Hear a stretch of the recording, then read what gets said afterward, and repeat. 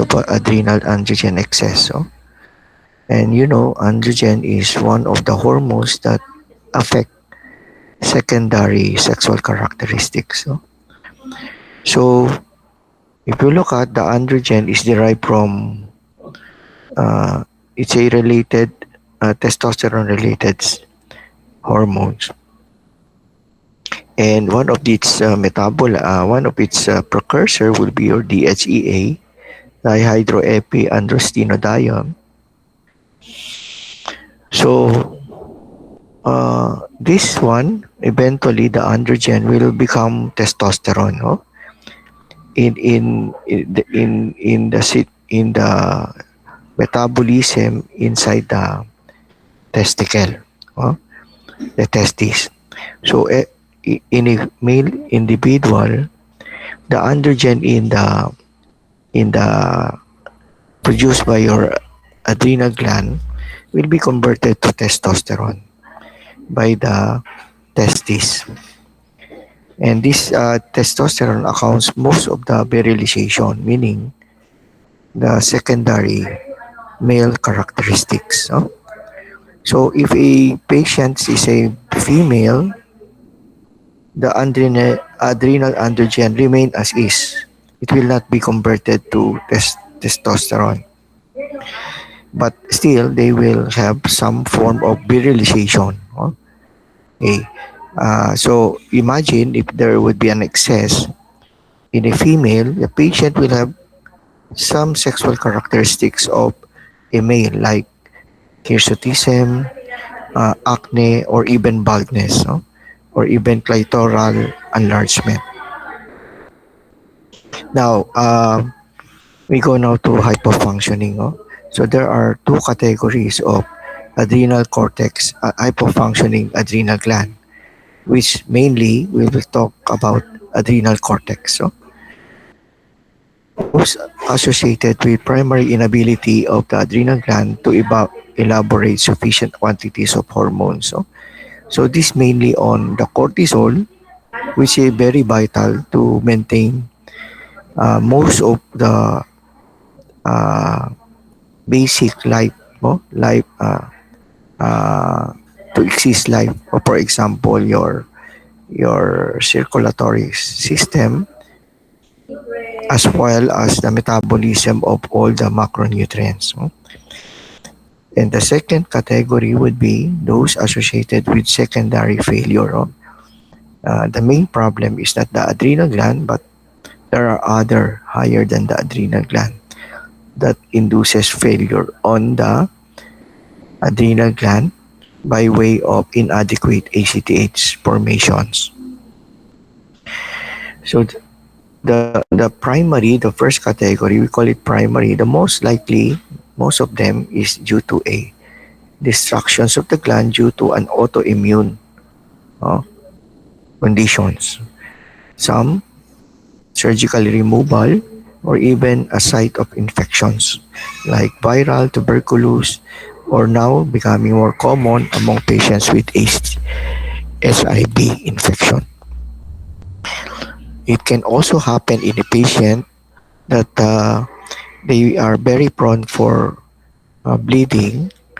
Those who have received chronic anticoagulant therapy may be at risk to develop hemorrhage, and adrenal gland can be one of the site that can be affected, no? And also as a site for uh, metastatic tumor.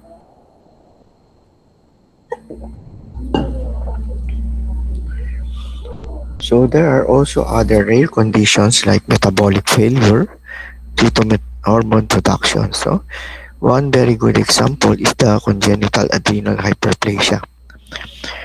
This is a condition wherein a patient develop adrenal insufficiency, low cortisol level, mainly due to a block on the synthesis, one of the process in the synthesis. And if you go back to the diagram, to the diagram that I show you, how the cortisol and adrenal, the aldosterone as well as your androgen are interconnected. They have common pathway, but they divert to depending on the presence and absence of a particular enzyme. And in this condition, a patient may have insufficient specific enzyme that needed for cortisol productions. And this can lead to diverting the process going into the synthesis of your androgen. That's why although the congenital adrenal hyperplasia may produce a adrenal insufficiency, but together at the same time, they may manifest an androgen excess syndrome. Some ACTH blocking antibodies, mutation in the receptors, as well as those born with a small adrenal or hypoplastic adrenal gland. Secondary, which is very much common than the primary, will be due to a hypopituitarism or any condition that can suppress your hypothalamic pituitary axis by way of chronic steroid use or endogenous steroid from a tumor. So, or carcinoid tumor, or sometimes there are previously I mentioned about the ectopic ACTH productions. Now, the primary adrenal insufficiency due to a autoimmune, which is also known as Addison's disease. They are described earlier as patients having general languor, debility, and feebleness of the heart action, irritability of the stomach, and peculiar change of the color of the skin. They are relatively rare, may occur at any age, and affect both sexes. Secondary adrenal insufficiency is relatively more common than the primary one. So we have a lot of research in terms of adrenal functions, in terms of your cortisol productions. You need to really destroy more than 90% of the adrenal gland before the patient can develop into adrenal insufficiency. So in those, we can surmise that if the patient already developed manifestation of adrenal insufficiency, so it means that more than 90% have already been affected. So the adrenal can be a frequent site of any infections like tuberculosis, fungal infections. Most frequently caused now is idiopathic atrophy, but most of them can be due to an immunologic or autoimmune. Okay, so there are several disease conditions that are implicated in the causations of your adrenal insufficiency, not only with autoimmune but as well as infections, hemorrhage, tumor metastases, the different metabolic conditions like amyloidosis and sarcoidosis. So there are several theories wherein how an autoimmune condition affect the adrenals. It can be said that cytotoxic T lymphocyte as well as antibodies directed towards the cytochrome 21 hydroxylase can be a culprit in this autoimmune effect on the adrenal gland. Okay, or maybe any antibodies that block the binding of ACTH to its receptors.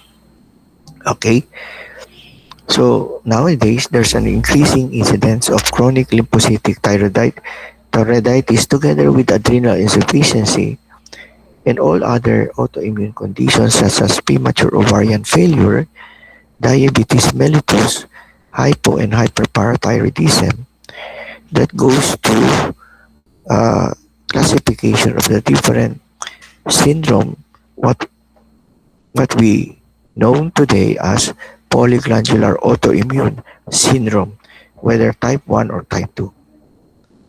So the type 2 syndrome is associated with mutations in chromosome 6 as well as in SLA alleles in B8 and DR3.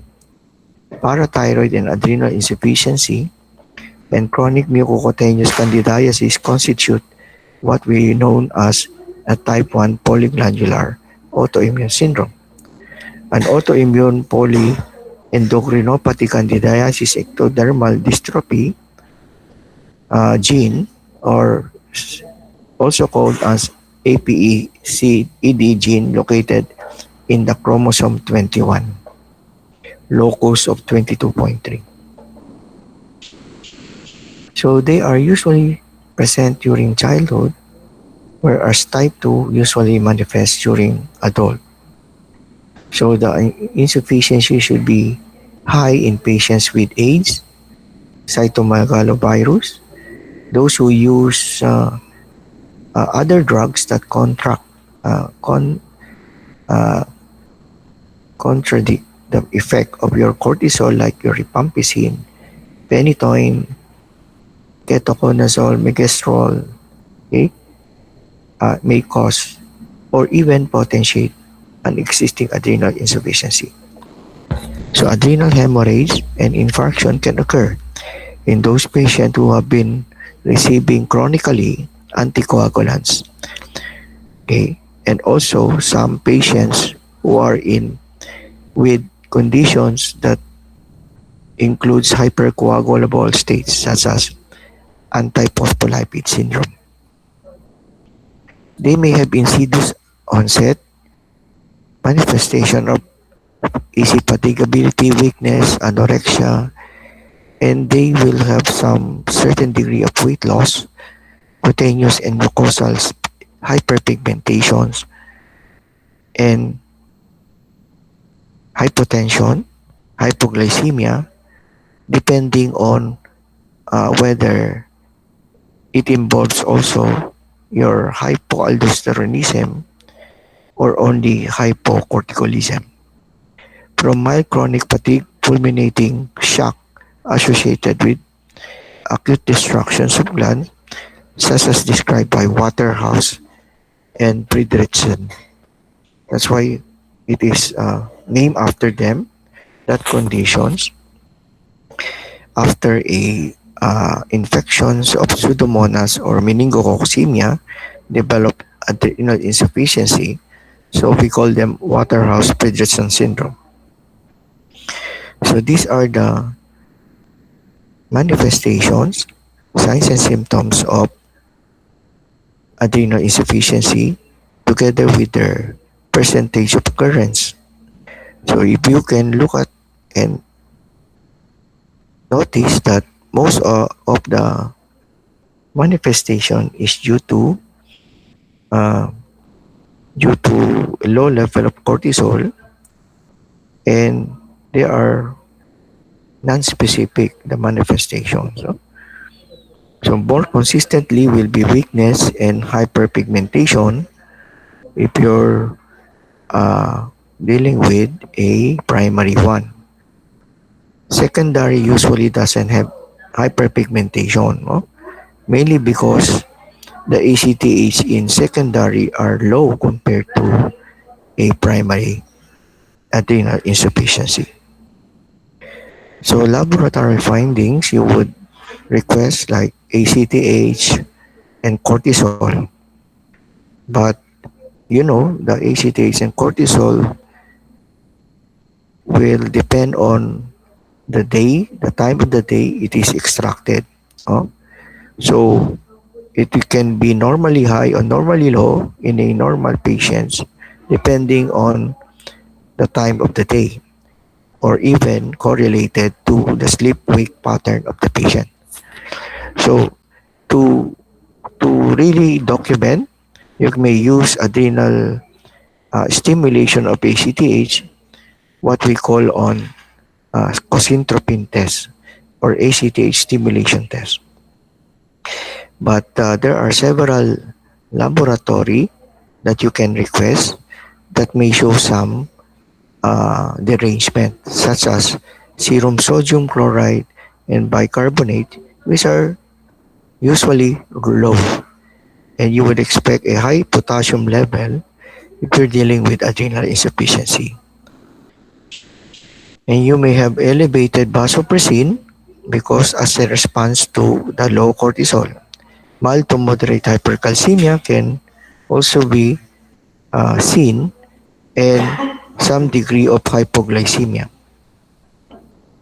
Made only with the diagnosis is made only with doing an ACTH stimulation test. So you measure the cortisol response after giving 250 grams of cosintropin. Okay, this is what we call ACTH stimulation test using cosintropin or cosintropin test. Cortisol level should be more than 495 to be normal. So lower than that would suggest some degree of adrenal insufficiency. Primary adrenal insufficiency, plasma of ACTH are elevated. Secondary, they are low or inappropriately normal. Evaluating patient with suspected adrenal insufficiency, showing to you the algorithm. You have to have clinical manifestation first before you do some tests.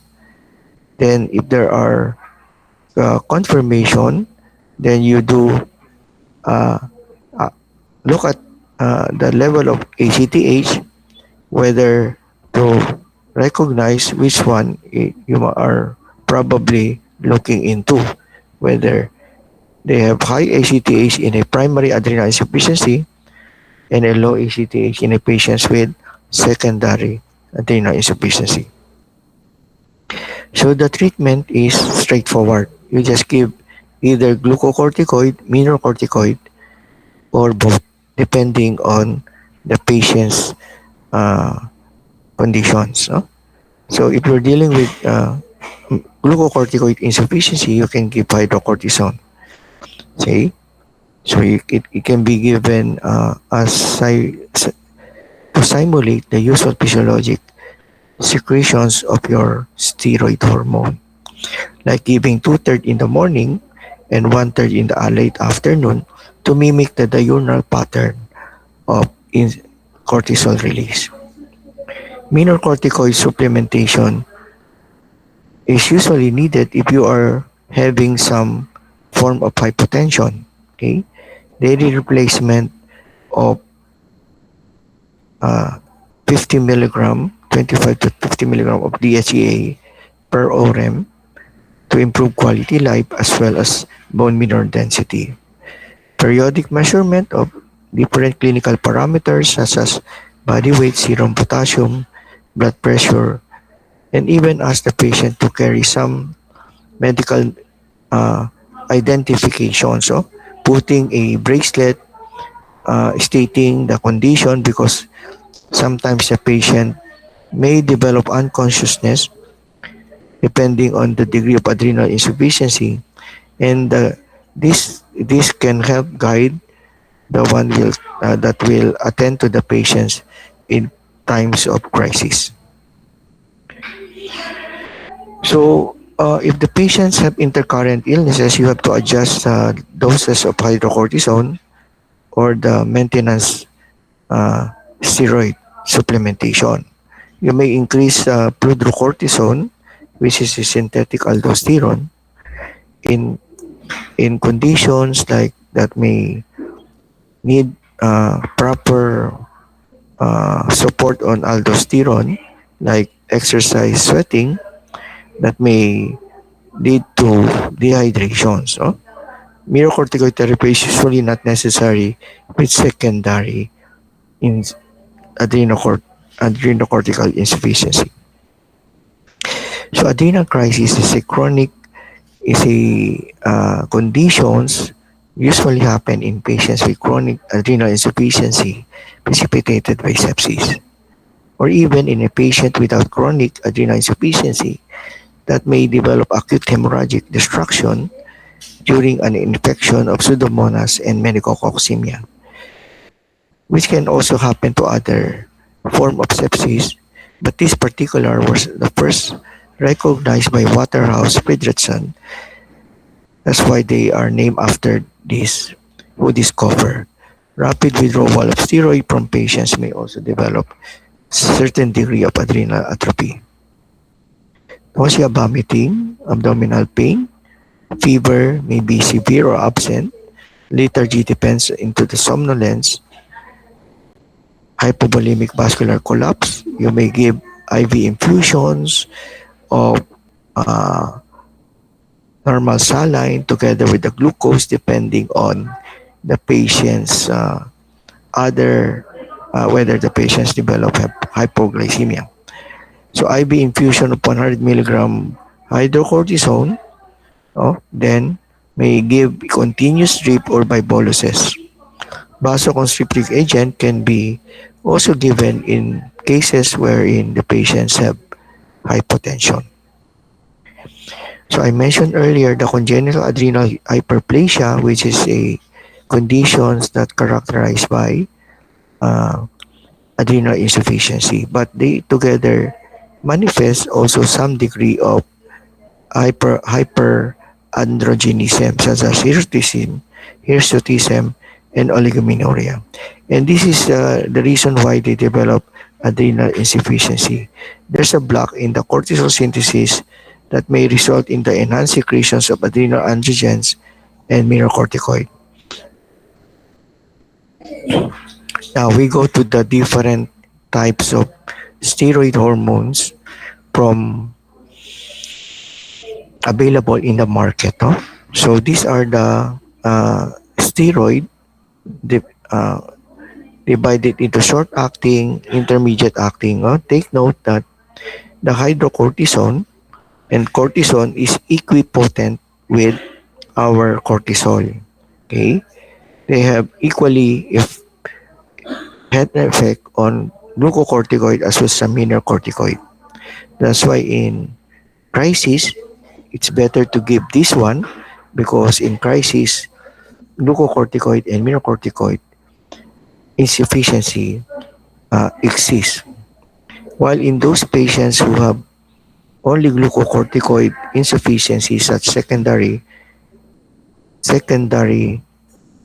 hypoadrenal adrenal insufficiency or secondary adrenal insufficiency, you may use only intermediate acting focusing on the glucocorticoid effect like prednisone, prednisolone, methylprednisolone, and triamcinolone. Or there are several uh, potent long-acting steroid like parametasone, betamethasone with a potency of 10 to 25 times than our cortisol. And the most potent one is the dexamethasone. That's why the dexamethasone is the one giving use in uh, testing, in suppression tests. Now we go now to the pheochromocytoma. Okay, pheochromocytoma is a condition wherein there's a hypersecretion of catecholamines due to a tumor that is producing it. The the tissues in the medulla are derived from sympathetic and parasympathetic nervous system. Okay, so this catecholamines not only inherent to the adrenal medulla, but they also serve as neurotransmitter in nervous system. So when this pheochromocytoma develop in a patient, there's a increased catecholamine causing intractable hypertension. Okay, but equally more important in terms of incidence is the increasing prevalence of an adrenal incidentoloma that may also be uh, one of them can also be considered would be a pheochromocytoma.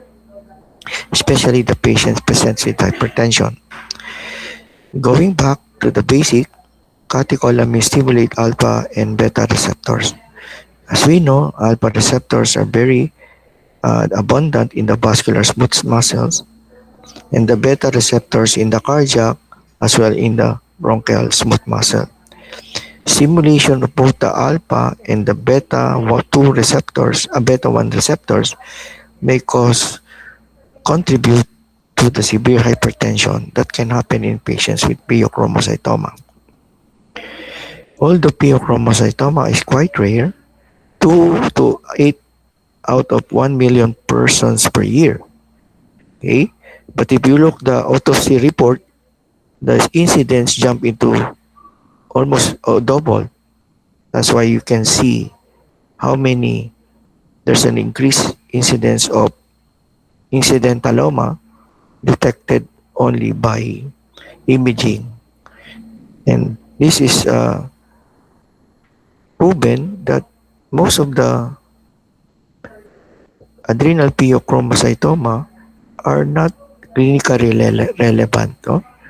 So, mean age diagnosis is 40. Although the incidental tumor are very common, good thing that only 10% of them are malignant and only 10% are bilateral and 10% are extra-adrenal. So they are well vascularized tumors.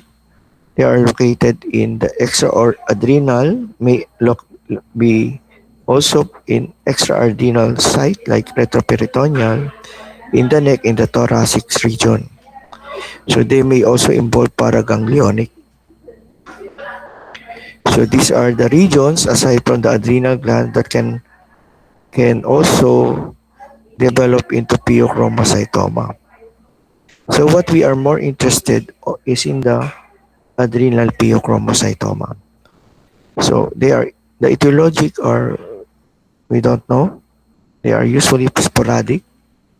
25% of patients have an inherited conditions, and they also together with other uh, clinical manifestations that goes with probably due to a germline mutations. No? Okay. So clinical features, they are presented with labile hypertension, sometimes high, very low. That's why they describe earlier on as a great masquerader. They will have episodes of palpitation, headache, and profuse sweatings. And these three symptoms, sometimes we call it triad. And together with hypertension, so most likely you might be dealing with PO. So do you need to really work the patients up? They can be asymptomatic for years and develop chronic hypertension later on. No? As I mentioned earlier, the triad of headache, sweating, and uh, excessive sweating and palpitations, together with other uh, features like paradoxical response to hypertensive drugs, palpitation, hypertension, sustained paroxysmal, constipations, very non-specific, that also related to hypertension. They are also at risk to develop diabetes because of hypercorticolism and also hypercalcemia. So the measurement is using determining the level of catecholamines and its metabolites. So the metabolites usually in the form of metaneprins or the VMA, vanillyl mandelic acid. So we have to measure that 24 hours in the urine because a sudden rise in the blood may happen in a normal situations, no? Because those are stress hormone. They are increased during stress conditions. So to to determine it, the normal value, whether the patients have normal or abnormally high, you really need to measure it 24 hours. Okay? But plasma metanephrine measurement are the most sensitive. As that's why it's being used as a screening test. Upon determination of a high level of catecholamines, you need to localize them. No? So you may use imaging like CT scan and MRI, and even have to do some contrast studies like the use of 131, 123 iodine meta-iodo benzyl guanidine or MIBG to localize which size of the adrenal gland is involved, like this one and this one. So you have to think also other conditions that may have similar manifestations like primary hypertension, anxiety attack, those who have used cocaine and amphetamines, mastocytosis, intracranial lesions, clonidine, epilepsy, and factitious crisis. Okay. Complete tumor removal is ultimate and therapeutic goal. No? But in preparation, remember this that you have to block the alpha receptors first before blocking the beta to avoid uh, hypertensive crisis as a reactions. Because if you block the beta blocker first, all of the catecholamines will go to the peripheral vasculature, leading to a severe vasoconstrictions that may lead to severe hypertension. Okay? You may use all the different antihypertensive medication, but in hypertensive crisis, you may use infusion of nitroprusside. So the final definitive treatment is to remove the adrenal gland, specifically the the medulla, the one that is involved, whether the right and the left. You can do it open or laparoscopic. Example of this. Okay. Now, when you are confronted with pheochromocytoma, you have to look that this may be a part of a greater syndrome, like in patients with multiple endocrine neoplasia type 2A and type 2B, because one of their uh, manifestations is pheochromocytoma, but they can also involve other, like tumor in the pancreas, tumor in the pituitary. Uh, for example, in men 2A, okay, since they are genetic mutations, they manifest other aside from pheochromocytoma. Another pheochromocytoma associated syndrome is neurofibromatosis type 1. Together with pheochromocytoma, they manifest multiple neurofibromas, cafe au lait, axillary prickling, and Leach nodules of the iris. Okay? Like this one, if you notice, there are several new nodules all throughout the face and the body. The iris, Leach nodule in the iris, and axillary prickling in night in uh, neurofibromatosis. And also another pheochromocytomic associated syndrome is the bone hyperlindo syndrome, which together with pheochromocytoma that may manifest retinal and cerebellar hemangioblastoma. And this is due to an autosomal dominant disorder. So you have to ask also other uh, relatives whether they have these similar conditions. They can also have clear cell renal carcinoma, pancreatic islet cell tumors, endolymphatic sac tumors, inner ear, cystic adenomas, and epididymitis. Like this one, retinal neuroblastoma. Okay? Okay, I think that's all. Do you have any questions?